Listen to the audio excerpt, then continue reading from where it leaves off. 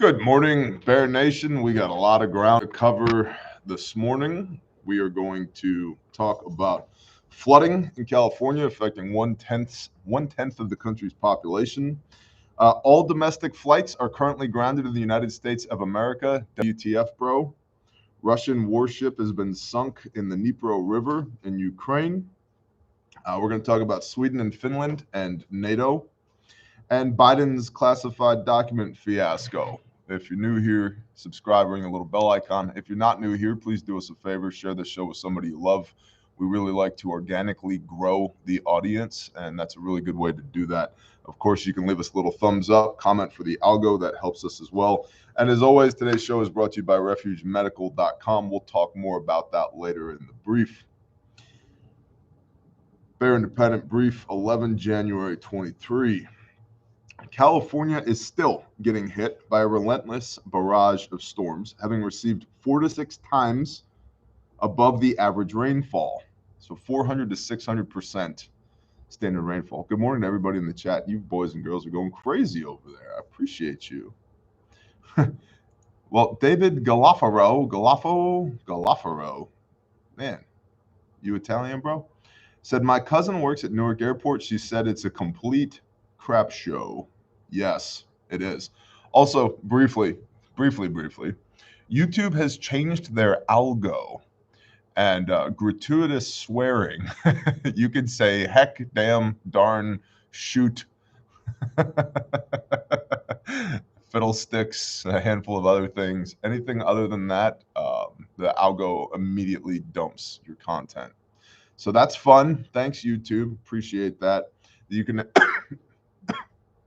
can have borderline pornography and child exploitation on this platform, and it's no problem at all. You say a 4-letter word, and apparently it's a problem.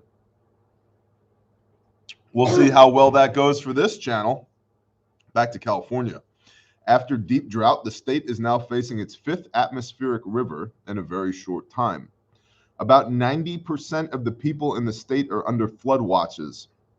That encompasses roughly 34 million Californians, or 10% of the population of the United States. Let's just briefly touch on population density here. That one state, 90% of the population in that one state represents 10% of the country's population. Population density equation. It matters. Pastor Joe Fox of Viking Preparedness is fond of saying there's 3 things that are going to get you: starvation, people behaving badly, and medical issues. I can solve one of those things for you. The other 2, Prepper Classroom, free playlist here at YouTube addressing your basic 101 level preparedness stuff in a whiteboard classroom setting. Take notes or buy the Prepper Classroom notebook, digital download at bearindependent.com, whatever you prefer, don't matter. Mudslides, hurricane-force wind gusts, dangerous or impassable travel conditions, and power outages are threatening the region. As of Tuesday, over 200,000 homes and businesses were without power. Back to that people behaving badly portion. The National Weather Service office made a great point about the situation, saying, quote, while some of the forecast rain totals are impressive alone, it is important to note that what really sets this event apart are the antecedent conditions. Multiple systems over the past week have saturated soil, increased flow in rivers and streams, and truly set the stage for this to become a high-impact event, end quote. Multiple evacuations have taken place, and with rapidly shifting conditions, residents have to make life and death decisions with immediate urgency. Basic prepper stuff. We're going to talk about bug out plan, bug out location, bug out vehicle, bug out bag here in a moment. SOE, shalom, brother. Does that mean I can't take off from the local runway in a private plane? Maybe. The issue is with the NOTAMs system, at which we will discuss next after talking about California getting some judgment from the Most High. Oh, I said that out loud. My bad. And make no mistake, there's people that I love in California, and I understand why they're there, although I wish that they weren't. I wish they lived on property with me, but that's an entirely different conversation for a different time. We don't need 900 people here for that conversation. The White House put out an update. It was not a cyber attack. The White House put out an update saying it was not a cyber attack. I in no way believe them, because when we talk about Biden's classified documents in the fifth portion of the brief today, there's literally a line in the article that says, and Biden was surprised. I'm not at all surprised that Biden was surprised. Fifth generation warfare, anybody? But let's finish talking about California. In Santa Barbara County, residents were advised to, quote, be prepared to sustain yourself and your household for multiple days if you choose not to evacuate, as you may not be able to leave the area and emergency responders may not be able to access your property in the event of road damage, flooding, or a debris flow, end quote. This is basic prepper stuff, man. Be prepared not to leave your house for a few days. I would submit that every one of us should be at least at a minimum prepared to not leave our house for a month. A month. And depending on what it is that you're preparing for, if you're preparing for interruptions in service due to extreme weather events, a month is probably adequate, right? Because sooner or later you can get back out to Sam's Club, grab the big flat cart and replenish all the things that you burnt up while you were at home for a month playing tiddlywinks. If you're concerned about a systemic collapse to the point where we all got to be Amish, bro, a month is laughable. But it's up to you. Whatever you're preparing for, go ahead, prepare for it. Pretty rough in California right now. At least 14 people have perished due to these storms so far. Governor Newsom, insert laugh track here, pointed out that people seem unaware of the risk of very little water. Quote, just a foot of water and your car's floating. Unless you're like SOE Tactical, where you're actively on the hunt for a Jeep truck, in which case I'm pretty sure you could drive through a volcano and you'd be perfectly fine. Just a foot of water and your car's floating. Half a foot of water and you're off your feet. Half a foot of water and you're losing control of your vehicle, end quote. And we're going to talk at the end of the brief. Statistically, the most dangerous thing you do as a United States citizen is drive. And that statistic became very real for some people that I love last night. So we're going to touch on that at the end of the brief. One story that has emerged is that of a mother and her 5-year-old boy who were in a truck that became stranded by floodwaters. Bystanders pulled the mother out, but her son was swept out of the vehicle, 5-year-old, by floodwaters. Do not drive into running water unless you're AVT. My brother, the Angry Viking therapist, who sends me videos of him driving through water above the hood of his truck. But he's a former law enforcement officer, and they're just a different breed of people. So do not drive into moving water. People, please, thank you. We've done 36 deployments with Grindstone thus far, disaster relief. You know how many cars we've seen utterly destroyed? I've seen cars and trees. I've seen closed circuit television footage of cars being picked up by tornadoes and slammed into water towers 150 foot up in the air. Your car's not invincible, okay? It's not invincible. I don't care how big it is. My big, badass 11,000-pound GMC 3500 HD, all tricked out for disaster relief, I don't need to be driving through running water, okay? In the chat said, big tires just makes it float faster. That's right. Big tire, literally, big tires just makes it float faster. That's absolutely correct. So this 5-year-old was swept away by the floodwaters, and after 7 hours of searching, conditions became too dangerous for divers, and the search was called off. Another is that of a 60-year-old owner of Santa Barbara Bird Sanctuary, trapped at her mountain home with an employee due to a rushing creek on one side and a mudslide on the other. The Guardian reported, quote, she tires of the frequent evacuation orders since the huge wildfire followed by the deadly landslide 5 years ago. I'm going to be that guy. Maybe that's an indicator. Maybe if you're getting frequent evacuation orders, something's not right with where you live. Just throwing that out there.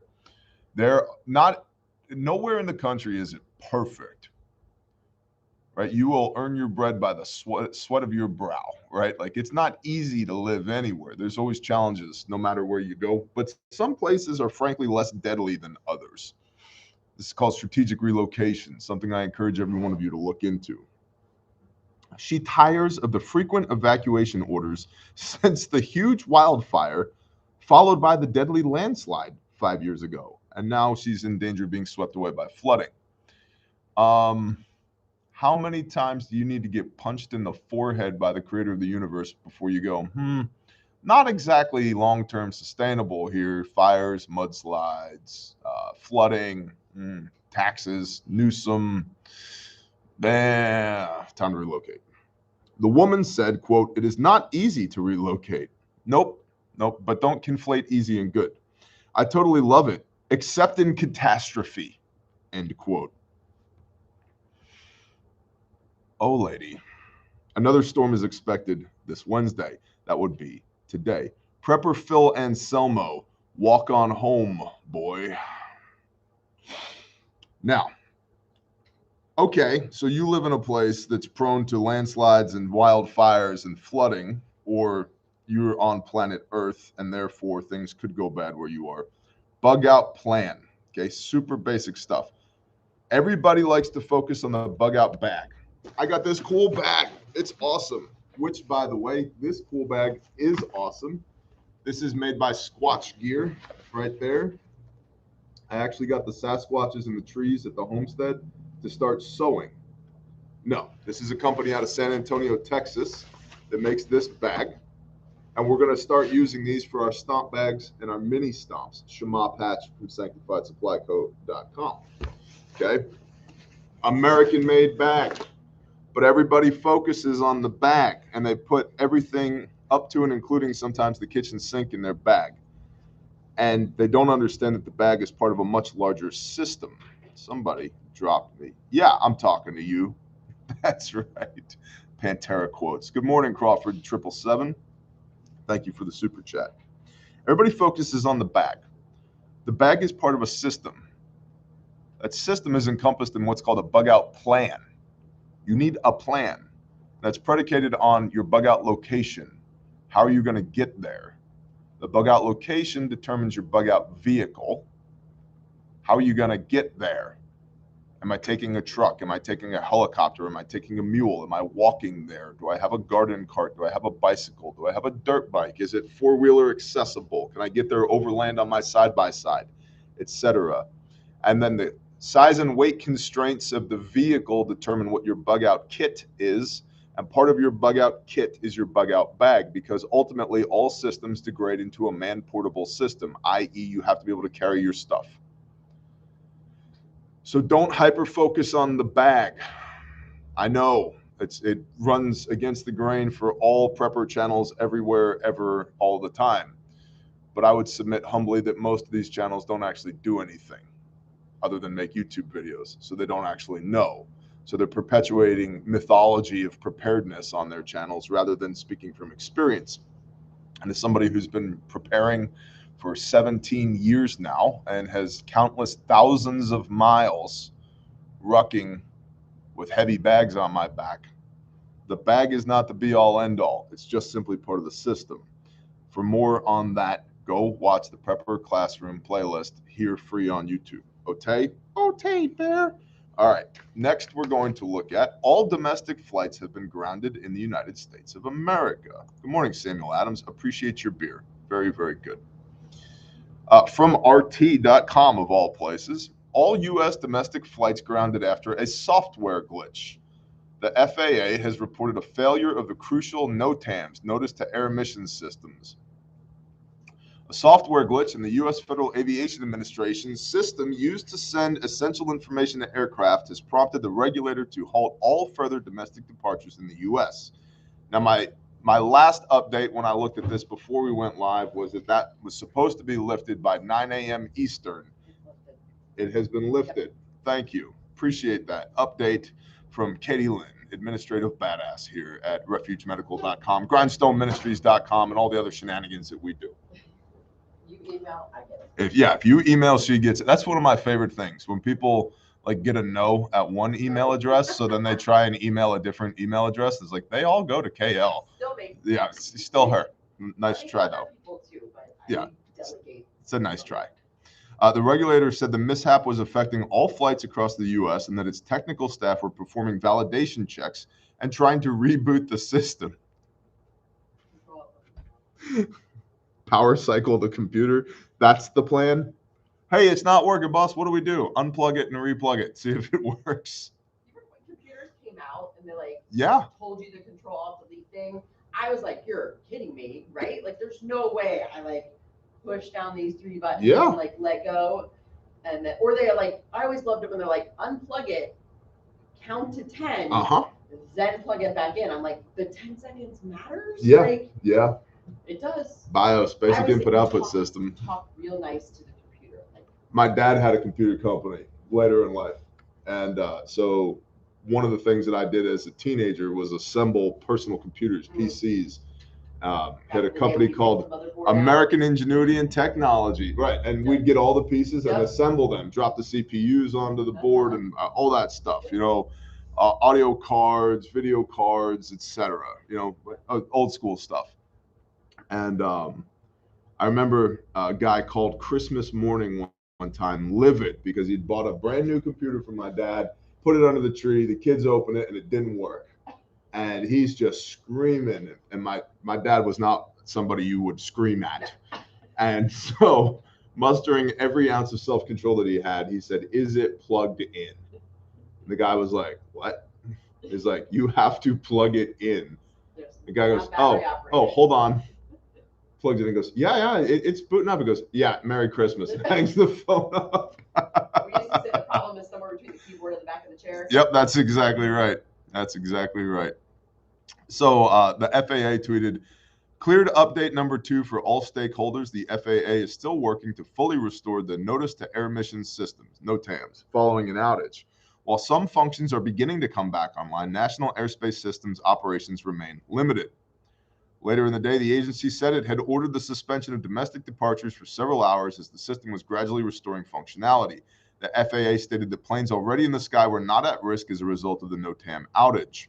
Serious issues with flights were previously reported by the U.S. media. FlightAware, a service tracking such events, reported more than 2,500 delays and over 300 cancellations of flights traveling to or from U.S. airports. U.S. Secretary of Transportation Pete Buttigieg, which his name is spelled Buttigieg, Pete Buttigieg, briefed President Joe Biden. Why? What was it in crayon? I don't know. About the outage, according to the White House press secretary, Karine Jean-Pierre. There is, quote, no evidence of a cyber attack at this point, she added. Well, the problem with that statement is I don't trust them at all.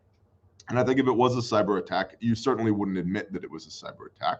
Somebody in the comments said, I didn't think it was a cyber attack until you told me it wasn't a cyber attack, and now I 100% believe it was a cyber attack. Exactly.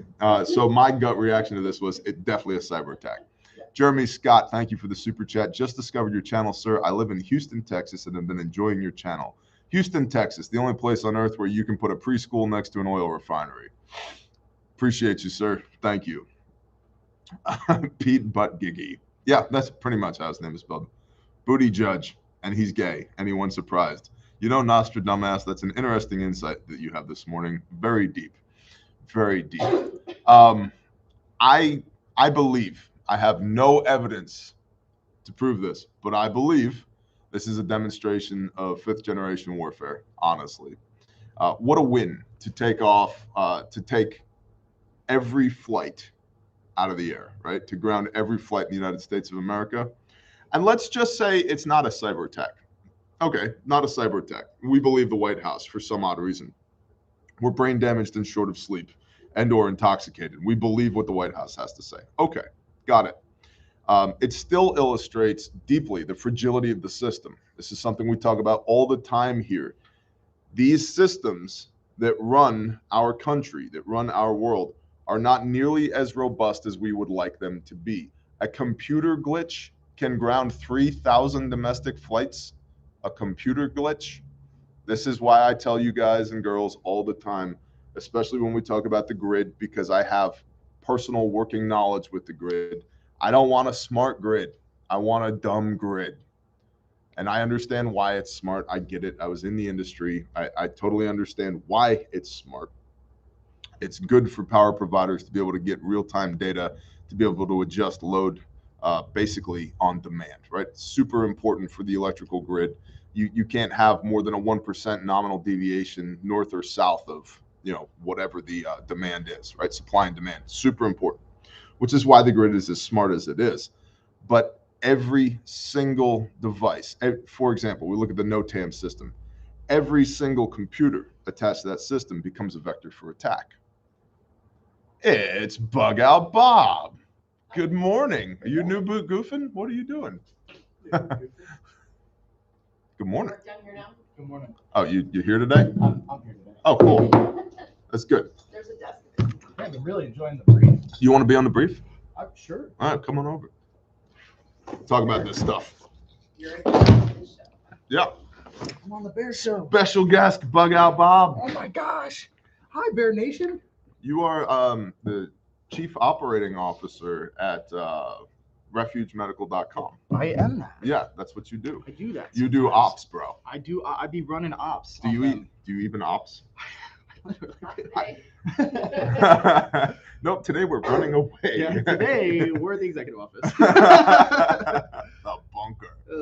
So I'm pretty sure. Have you heard about this domestic flights grounded thing? I did. I texted you before the brief started because I was like, "Hey, bro, this is super spicy, and we have some buddies that are not in this state that we're in right now, so we might be running a recovery op."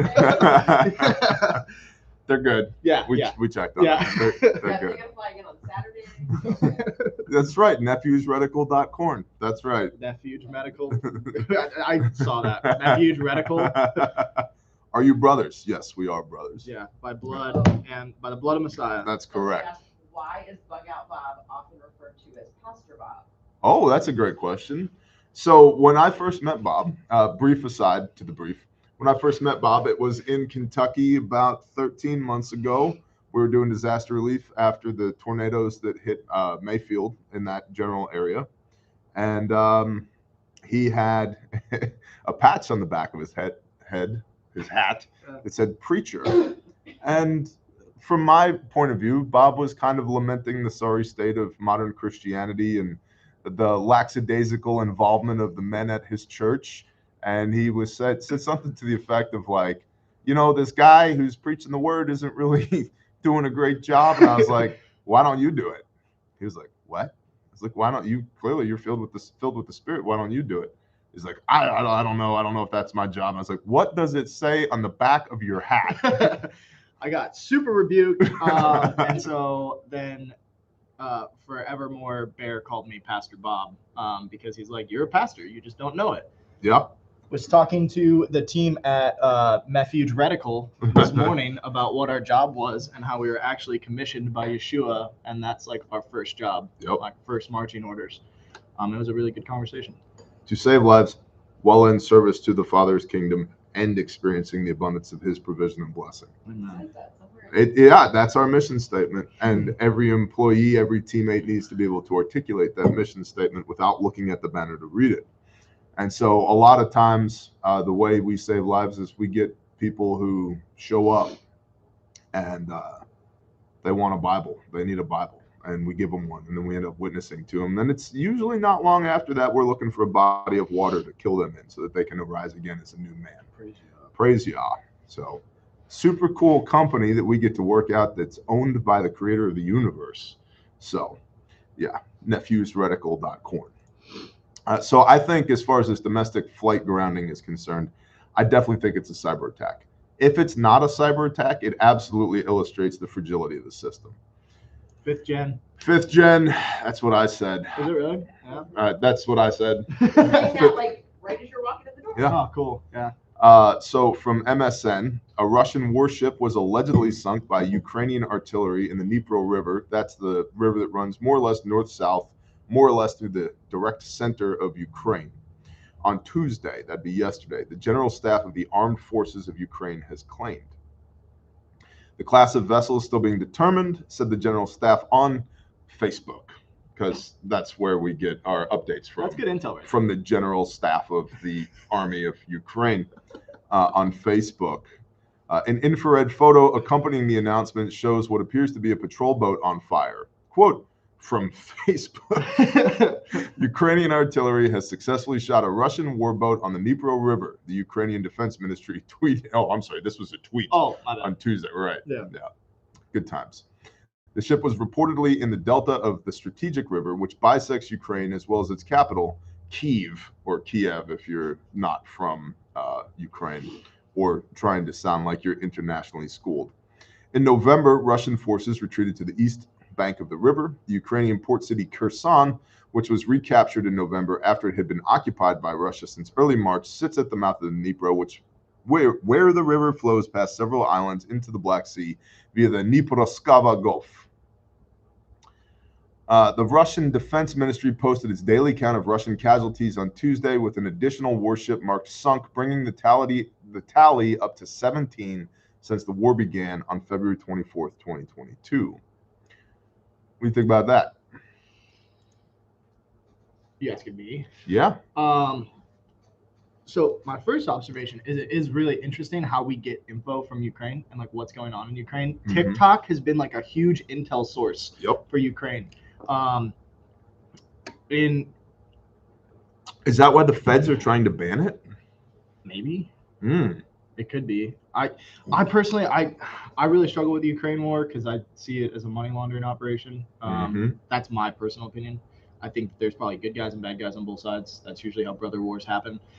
And so I think there's going to get to be a point where Ukraine is using only American weapons to fight the Russians. And if we continue to sink warships that are the Russians, or if Ukraine does that with American weapons, it's going to propagate some sort of action against NATO and or the U.S. Realistically, you can't just go sinking warships and then expect no retaliation from that. Yeah, I agree with that statement.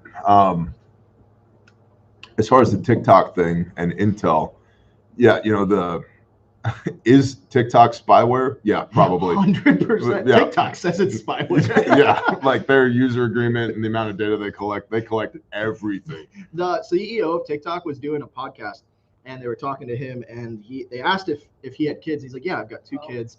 And they asked him, they're like, do your kids use TikTok? And he laughed and was like, no, they're too young for that. And then they asked how old his kids were, and he's like, they're 13 and 15. And everybody's like, that's too young for TikTok, because all of these people are giving their TikTok to 7-year-olds, 8-year-olds, 10-year-olds. Yep. And he's like, yeah, it's really important that you set the privacy settings and like family sharing and all this stuff inside the settings. But yeah, I think it's really interesting what TikTok does. Yeah. And how they operate. Well, I think in a certain sense it is spyware. If you're getting actual updates from a war-torn region that runs counter to the narrative that the global elites are trying to purvey, yeah, it is in a sense spyware at that point. Yeah, Russia's like, nothing bad is happening in Ukraine, and there's like a Ukrainian soldier on TikTok like, hey, they just killed 30,000 people. It's like, oh, shut that down. So when Russia first came across the borders into Ukraine, almost a year ago now, I remember commenting on, it's just a matter of time until we see warships in the Dnipro River. And here they are sinking them in the Dnipro River. So, call your shot. I'm not going to say I called it because Russia's taken a hell of a long time to get to this point. But that's a Babe Ruth moment. You held the bat up, Dnipro River. One of my favorite quotes is from Babe Ruth. It ain't bragging if you can do it. I had a guy commented, I think yesterday, it's like, Bear, good information, but you seem a little high on your horse. Really? I've done a thing or two. Yeah, I try not to talk about things I haven't done, No, I think most of the time you're pretty transparent if you don't know how to do something. Yeah, well, usually. you see maybe a different side of me than these guys do. That's true. But, that comes back to teams, right? Like having good people around you. All the time. I was just talking about this in the CEO 002 Bear. I watched it. It was very good. Oh, I appreciate that. Yeah, if you guys haven't seen that video, you should go watch it. But I was talking about like no individual has ever done anything noteworthy. Even if the individual got the praise for that thing, they always had a team of people around them. Always. And so, yeah. So Russia has sunk a warship, or I'm sorry, Ukraine has sunk a Russian warship in the Dnipro River. Continues to illustrate the point that war isn't going away anytime soon, as much as we would like it to. Regarding that war, also from MSN, the head of NATO would like very much to see the historically neutral nations of Sweden and Finland join as members of the international alliance. In a speech at the Folk och Försvar Security Conference in Sälen, Sweden on Sunday, Secretary General Jens Stoltenberg said that in our dangerous world, quote, it is even more important that Sweden and Finland become NATO members. So what's the hang up with this? The short answer to this is Turkey. Stoltenberg, who previously served as Prime Minister of Norway, further called for increased support to Ukraine. He warned that underestimating Russia could have, quote, major consequences for security in the Nordic region, end quote, and expressed confidence that Sweden and Finland will soon enter into the alliance. Now, Finland and Russia do not get along. They've fought several bloody wars against one another. They're not fans. In fact, there's a lot of bad blood there. Finland smoked like hundreds of thousands of Russians with Russians seized, Mosin Nagants, Yeah. right? Like they've got a bunch of bad blood. Finland does not want to be ruled by anybody but the Finns, and they share a very long border. I think 1/3 of Russia's western border is with Finland. So the real question is how long can NATO continue to do this and test and press Russia?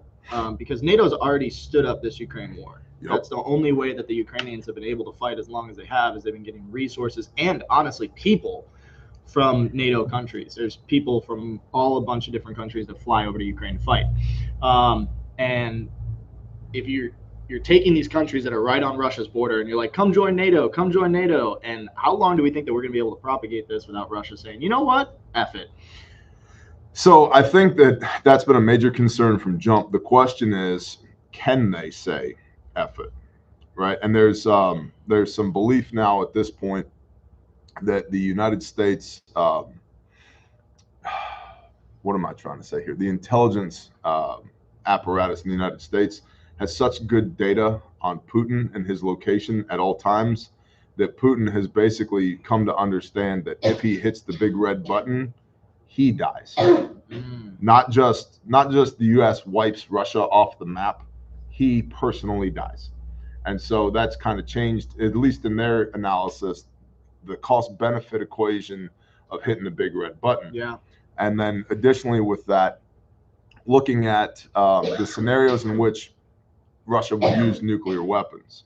There were 4 that were postulated, one of which was preemptively on NATO allies in Europe, Germany, France, Britain, etc., to stem the flow of weapons into Ukraine. The weapons are already there. Yeah. They're already there. And then you look at the Ukrainian wins here lately, like in Kherson, they took more equipment when they took Kherson back. They took more equipment from Russia than has been transferred to them by NATO. And so the Ukrainians have literal metric tons, thousands of tons of equipment and artillery shells and, small arms and blah, blah, blah. So they're armed, right? Are they trained? They're in the process of being trained by Germany, by the United States, by Britain, by some of the Aussies, although don't talk about that. That's definitely not happening. And the US definitely hasn't had people in Ukraine for the last decade. That definitely isn't happening either. And the Russians definitely haven't had people in Ukraine, Crimea, Luhansk, and Donetsk for the last decade either. Like, that's definitely not been happening either, which we don't talk about that, right? We got caught last month with a whole airborne detachment. Shh, no, that never happened. Inside of Ukraine. People were like, shh. That never happened, right? So, right. So, the circumstances in which Russia would use nuclear weapons, and this is what the people with the big brains who get paid the big bucks think. There's one left where Russia could use nuclear weapons. And that would be if the Ukrainians do such a good job beating the Russians back, that Russia is pushed back to their original boundaries, back into Russia proper, and then the Ukrainians take the war across the border into Russia, at which point it would be easy to say Russia already views this war as an existential threat, meaning that if they don't win, they cease to exist. Yep. Demographically speaking, they're about 30, 40 years away from ceasing to exist anyway. That's part of why one of the war crimes that's being perpetrated in Ukraine is that they've taken over 1 million children back to Russia to increase their demography. Wow. Because they're running out of people. They're reproductive rates are not what they need to be to sustain their population. There's a few countries like that right now. Yeah, and Russia has 3 times the border of the United States and 1/6 the population. That's crazy. So like, and most of their land is useless from an agricultural or industrial standpoint. Most of their land is like frozen tundra and tegai, like it's useless land. And so that's why Russia's aggressive. That's why Russia's always looking to push out past its current borders, because there's not a whole lot in Russia that's worth fighting for. Right. So they need those relationships outside of their boundaries, and they will take those relationships by force if necessary. And so it is an existential threat to Russia. So if Ukraine pushes back across the border to the east into Russia, then it makes sense logically for Russia to go to the big red button. But all the other scenarios in which they would have gone to the big red button, the juice is not worth the squeeze, because we have an idiot who has a big red button too. Yeah. And yeah. And he might just accidentally try to order ice cream. He's like, ice cream button, big red button. He's like, ice cream. And oops. There goes the oops, World War III. World War III actual. Everybody's got medical, right? Do we have KIO3 in stock? We do. We do. We have KIO3 in stock. Family owns enough for the rest of the term. Yeah. Well, yeah, we definitely tribal definitely have KIO3. But it's also available at nephewsreticle.corn. Yeah, so. I have a family of 3, and I have enough for a family of 9. For a year. Yep. We're good. Yeah. So, but the idea with, and agree with it or not, NATO's idea with the war in Ukraine is to fight the Russians in Ukraine so that they don't have to fight them elsewhere. And we all know that this conflict has been set up for a decade. Yeah. It was coming.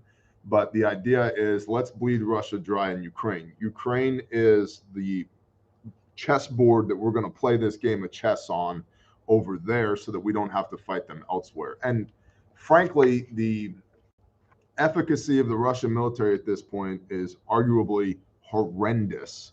But there's a lot of people, Peter Zihan from GeoNow being one of them, who talks about this is how all of Russia's wars go. They're terrible in the first year.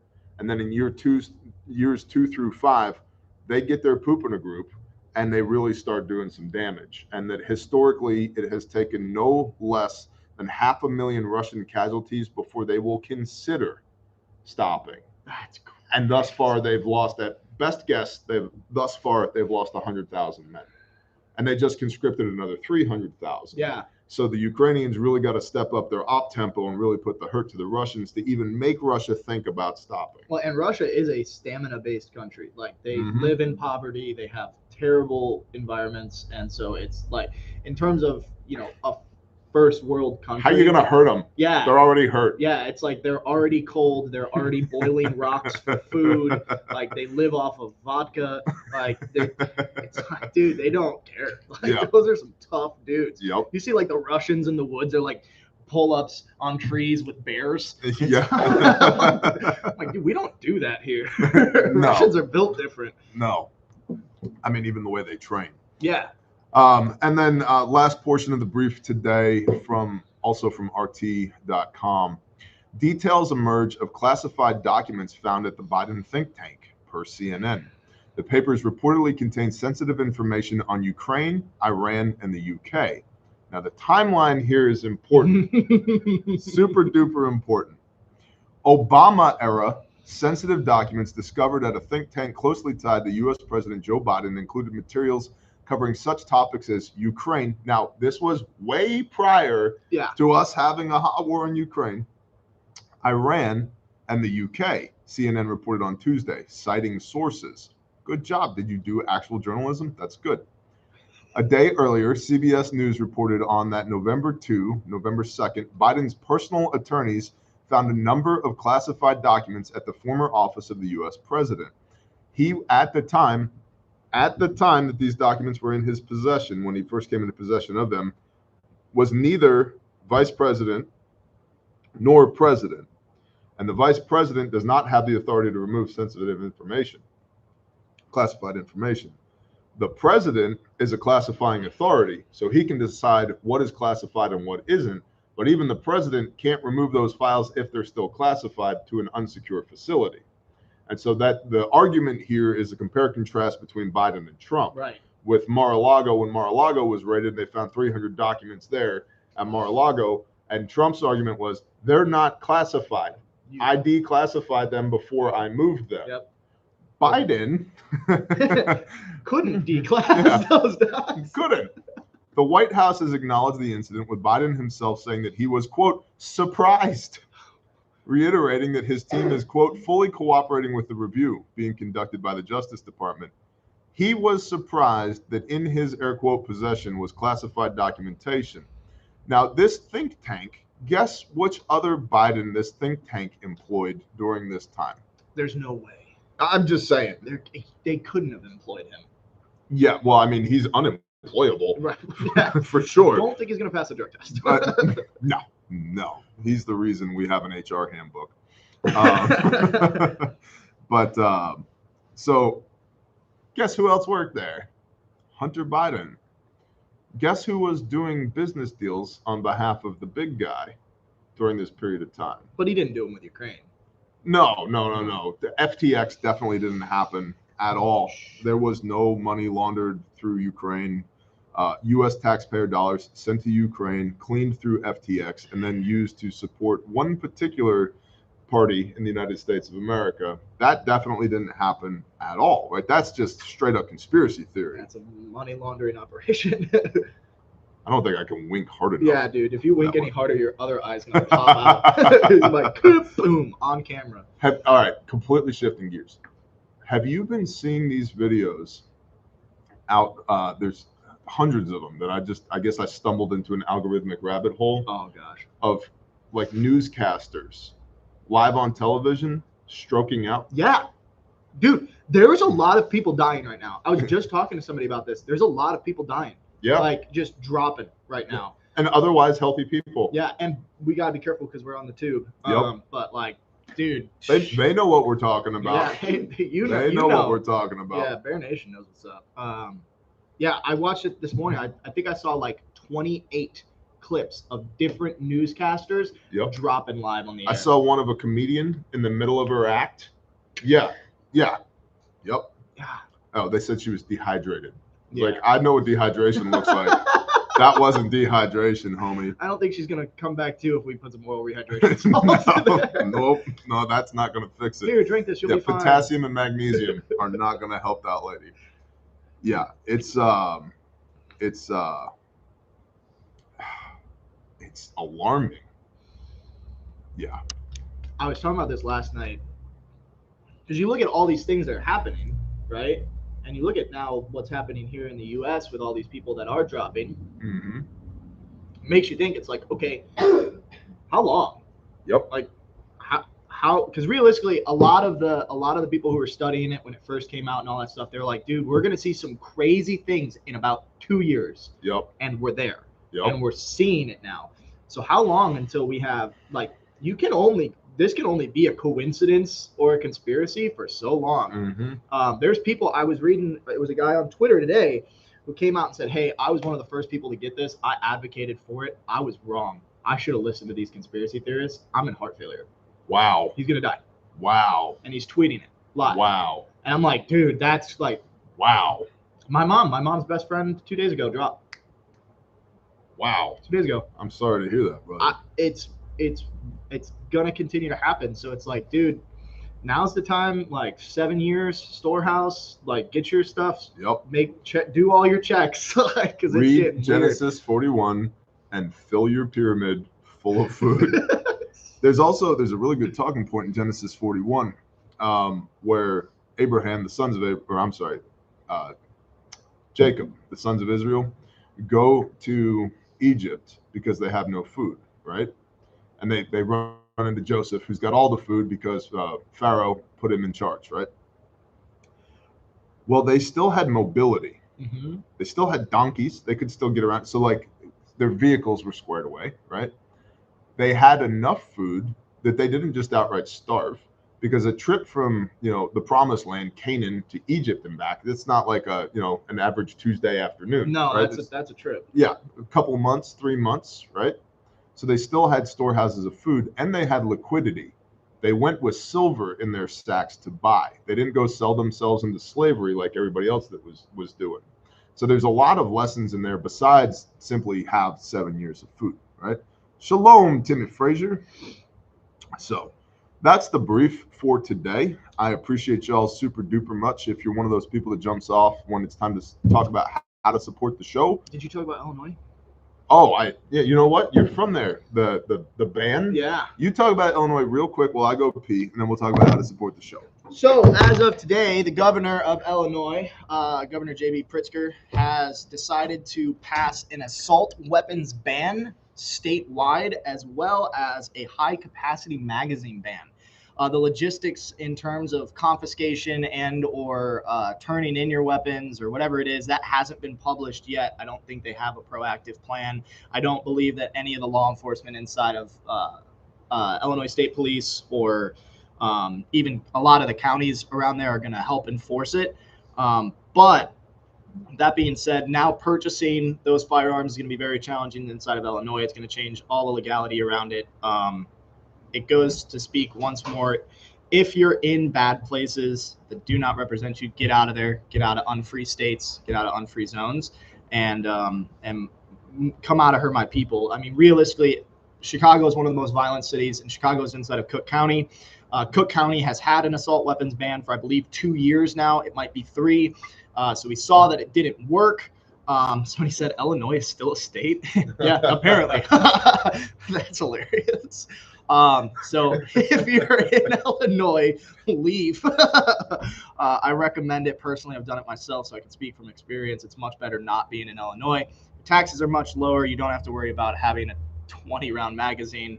And a bunch of Illinois is actively trying to create a bunch of felons out of law-abiding citizens. So be mindful. If you are in Illinois, call your governor, call your congressman, call your senators. Even though actually the state senators for Illinois suck, your House representative for Illinois sucks. So just leave. That's my recommendation. That's what I got. That's what it is. We're looking at you, Patriot Plumber. Yeah, get out of there. Come home. All right. Now, if you're one of those people that jumps off when it's time to talk about how to support the show, beat feet, skedaddle, have a blessed day, get out of here. Shalom. Okay, man. All right. So with that, let's talk about refugemedical.com. Luckily, I have Bob here, who's the ops guy at refugemedical.com.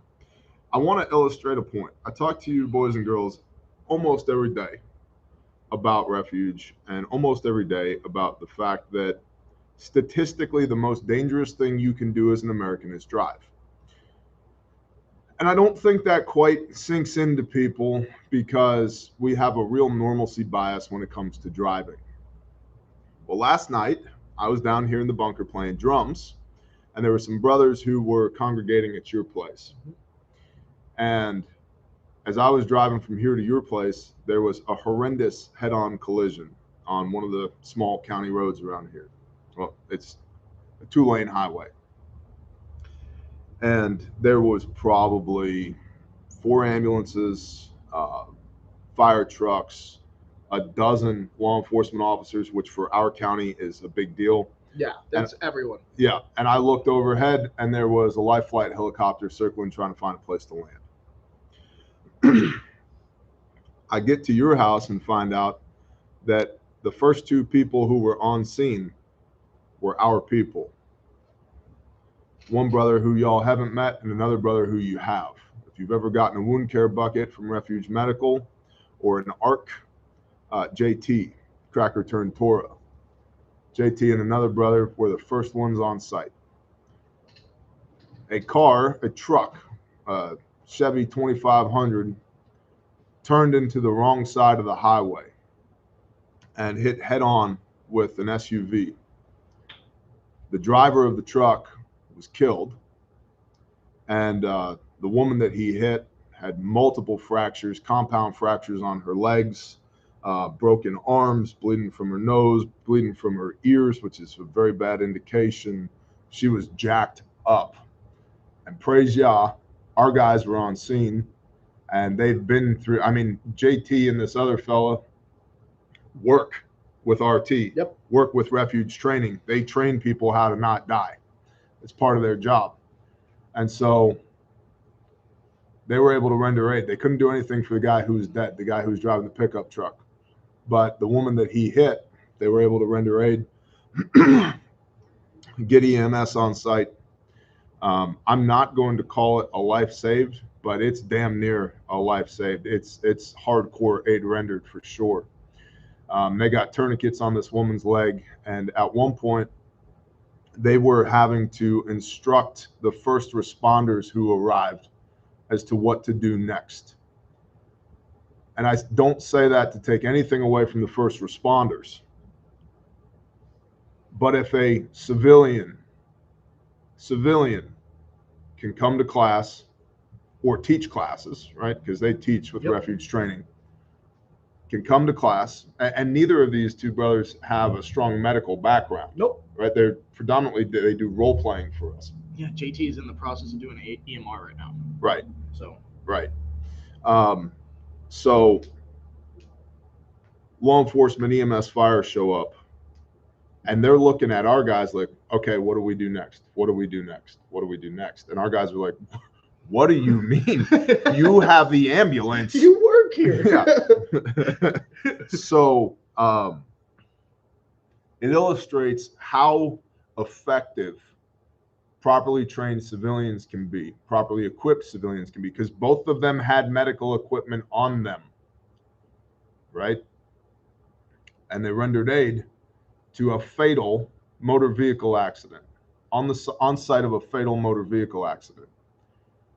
We take for granted every day as American citizens that that's somebody else. It's not going to be us. Statistically, you're dead wrong. Statistically, the most dangerous thing you do is drive. Statistically, the number one cause of preventable death in the United States of America is uncontrolled bleeding. And statistically, you will be involved in a motor vehicle accident once every 10 years. It means it's just a matter of time. Shalom, the Iridium Group. This is the way. Amen. So I'm super proud of our brothers for doing what they did. I mean, JT, when he got to your place, had to take a shower and put the clothes that he was wearing in a garbage bag because of the biomaterial that was on him, right? Yeah. So you literally never know when you're going to be the first responder. And that's a big part of what we do at Refuge Medical, right? To save lives while in service to the Father's kingdom and experiencing the abundance of his provision and blessing. So I've been praying for the family who lost that man. I'm sure he was somebody's son, father, husband, and also for that woman because she was jacked up. Yeah. You got to have the kit and the know-how to be able to render aid. We are the types of people who are going to run toward the problem, not away from it. They've watched it happen, and they know immediately. JT had his kids in his car. Yep. He parked on the shoulder, put his lights on, locked the car, and it raised them up in the way that they should go so they do not depart from it when they're older. His young children were sitting in the car praying while this was happening. I couldn't be more proud of my brothers. Absolutely awesome. But it illustrates you have to have the equipment to do the job. And that's what we want to offer to you at Refuge Medical. That's what we do. There are not better kits on the face of this earth when it comes to medical kits, and I will stand on that fact forever and a day. I've said 100 times, if you can find a better kit, I'll buy it from you. They don't exist. That's why we exist. That's the problem that we solve, so that you don't have to worry about, am I buying garbage? I don't know what goes in a kit. I don't know if I have the appropriate level of capability in this kit. Yeah, we took care of all that for you. And you're not arming the enemy when you buy from us. Like, we make our stuff in America. That case, the ox case, made in America. Texas. That comes from Texas. That pouch right back there on the other side of that Bearfact pouch, Arkansas. That comes from Arkansas, right there, right? And so, should you be in the market for a first aid kit, please consider refugemedical.com. As always, your promo code is BearNation for free shipping, and all of our kits are HSA and FSA eligible. And I do believe the bleeding control kit is in stock. Bleeding control kit's in stock. It's $60. It's got a tourniquet, a pressure bandage, 2 packages of wound packing gauze, 2 sets of gloves, a set of shears, a Mylar blanket, and an instructional card, vacuum sealed for $60. It'll fit in a glove compartment, although I wouldn't put it there because you're going to have restricted access in a motor vehicle accident. It'll fit in a center console. It'll fit in a purse. It'll easily fit in a backpack. It'll fit in a desk drawer at your school or your office. It'll fit in your semi-truck. It'll fit anywhere you want. And it's $60. The Bearfac is $269. Let me see that sucker. Shalom, brother. And the Bearfac's kit of the week this week. So oh, this is the kit of the week. That's the kit of the week, $269. This is $269. Okay. Now I've added an additional tourniquet to the outside. That's a soft T, which is one of 2 Committee on TCCC recommended windlass tourniquets. The rest of them aren't necessarily bad, but they're not Committee on TCCC recommended, so we don't use them. Got my shears on the outside. Pop this open. See the red handle? That's super important, right? You pull the inner. That one was a little challenging. From the outer, then you got this kit in here. Pop this open. I got everything I need to work that motor vehicle accident or that workplace incident or that school incident or that homestead or home incident, right? So tourniquet, gloves, Sharpie, medical tape, pressure bandage. In the backpack here, I've got what we call our stack. So I got my shears, my nasopharyngeal airway, 5x9 gauze pads, chest seals, and a burn tech dressing. And then in the bottom down here, I've got my quick clot for wound packing.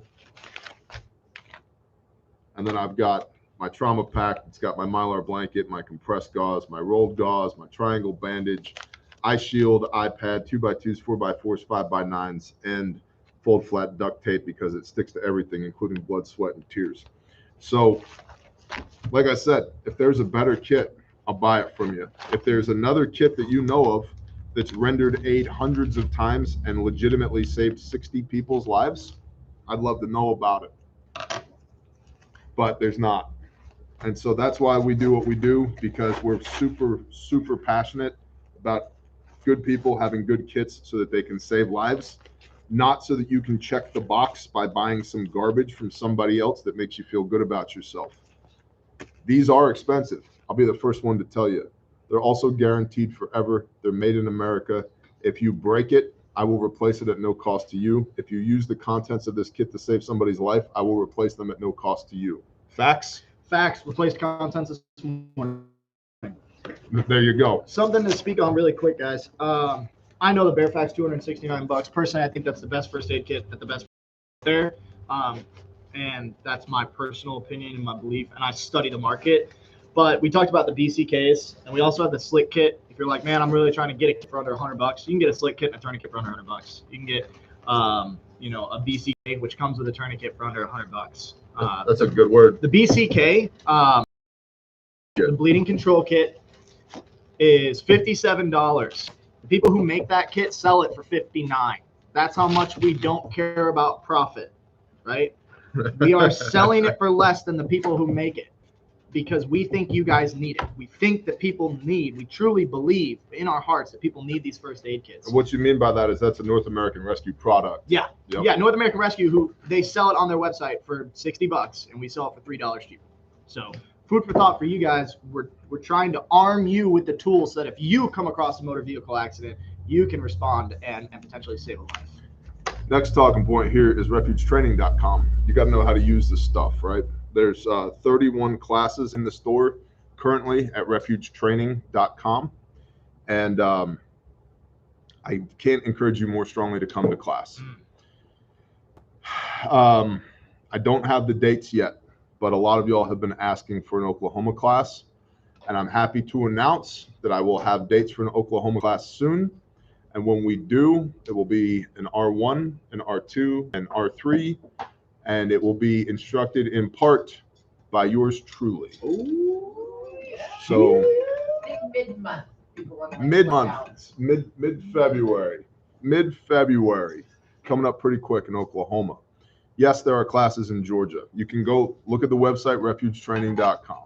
Okay. So there is an Oklahoma class coming mid-February. I will be there. And responder 1 is the March algorithm: massive bleeding, airway, respiratory, circulation, head injury, hypothermia, and everything else, as well as situational awareness, how to elevate to a higher level of care, etc. Responder 2 is CPR and AED in a tactical setting, and an introduction to scenario-based training, where you will be forced to work a motor vehicle accident with your kit. Yep. Because I think it's really important that we all know how to do that.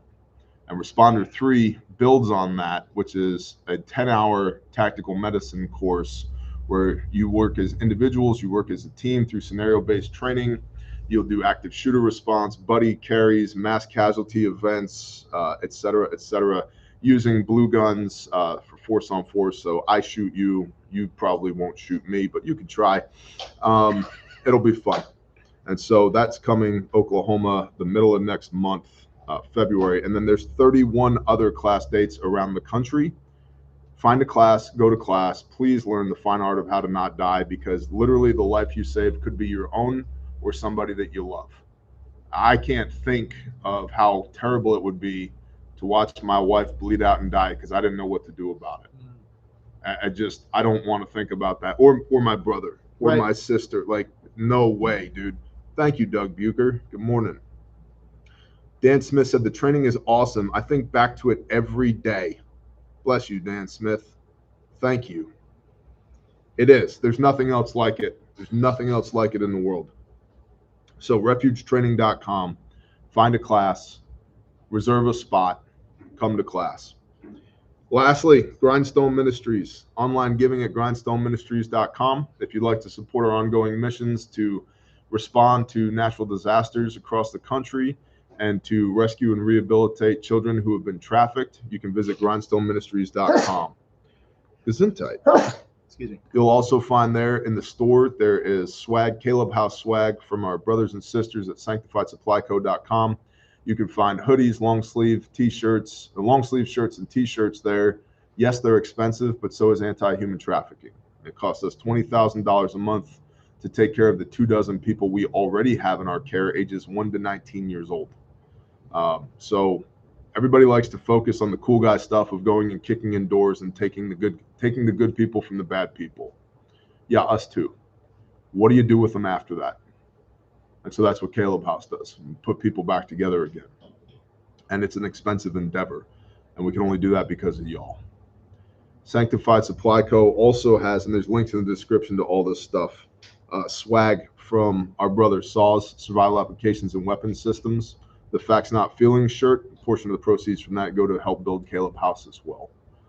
So, and shout out to the patrons, the economic engine of the Bear Nation. If you want to be on Patreon, you'll find a link in the description. And this morning we talked about the iterative product development process. Like, I've held up an ARC on camera before and said, this one cost me $26,000. Yep. And people are like, what do you mean?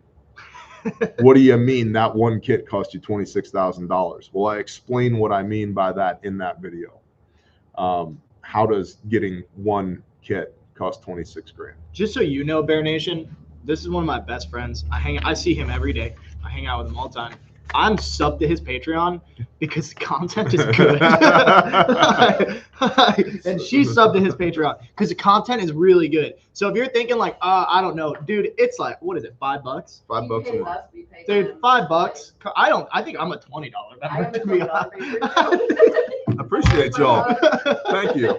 I'll buy you lunch. Because it's just good content, and you know, I'm subbed to PJ too. Yep. And Saw, dude. Those three, that's really, really good content. But I learn a lot from his Patreon. He teaches a lot on his Patreon. I appreciate that, brother. Thank you. And I'm not just, what was it? Remember that hair club for men? I'm not just the CEO, but I'm also a client. Yeah. You know, that guy, remember him?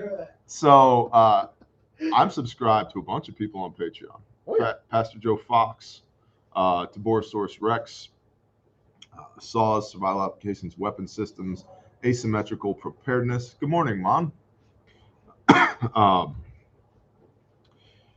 Oh man, well, he's disappeared recently, but Christian, the Ice Age farmer, don't know where he's gone. Where did he? I don't know. I reached out to him. I didn't hear anything back. Oh my gosh. Ian at Forgotten Weapons. Subscribe to Ian at Forgotten Weapons. Yeah, you talk about that one a lot. Yeah, a bunch of other channels on Patreon. There's more than a dozen people I support on Patreon because it's really good content.